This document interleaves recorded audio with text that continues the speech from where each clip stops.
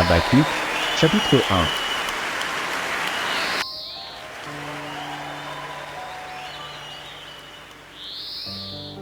1. Habacuc, chapitre 1.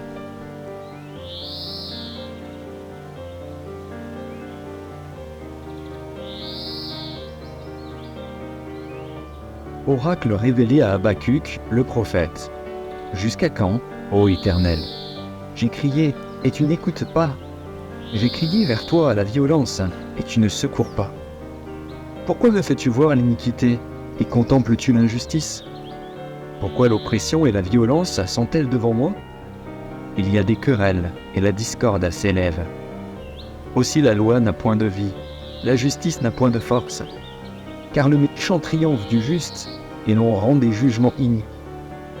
Jetez les yeux parmi les nations, regardez, et soyez saisis d'étonnement, d'épouvante. Car je veux faire en vos jours une œuvre que vous ne croiriez pas si on la racontait.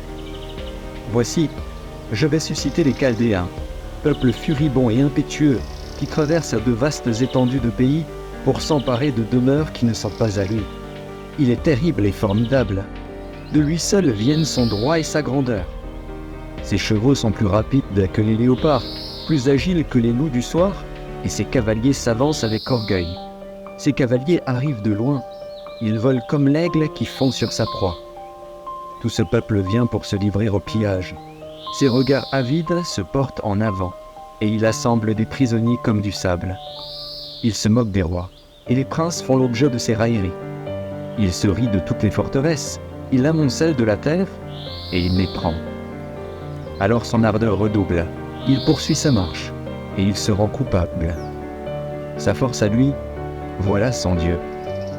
N'es-tu pas de toute éternité, éternel, mon Dieu, mon Saint? Nous ne mourrons pas. Ô Éternel, tu as établi ce peuple pour exercer tes jugements.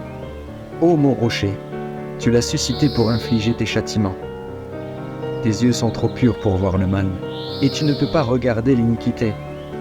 Pourquoi regarderais-tu les perfides et te tairais-tu quand le méchant dévore celui qui est plus juste que lui? Mettrais-tu l'homme comme les poissons de la mer, comme le reptile qui n'a point de maître? Il les fait tous monter avec l'hameçon, il les attire dans son filet, il les assemble dans ses rets. Aussi est-il dans la joie et dans l'allégresse. C'est pourquoi il sacrifie à son filet, il offre de l'encens à ses rets. Car par eux sa portion est grasse, et sa nourriture succulente.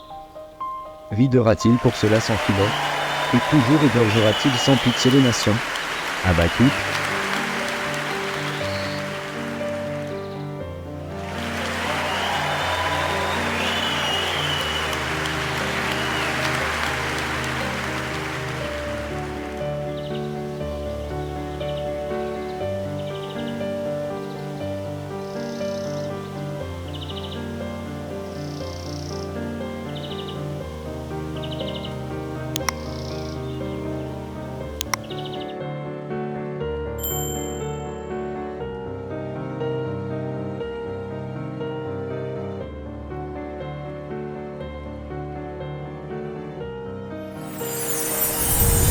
Merci d'avoir regardé. Pour ne manquer aucune de nos activités, priez de vous abonner maintenant en cliquant sur le bouton du milieu et en activant la cloche de notification. Pour continuer à bénir votre âme, nous vous proposons 2 vidéos, soit en cliquant sur celle de droite ou celle de gauche. Que Dieu vous bénisse.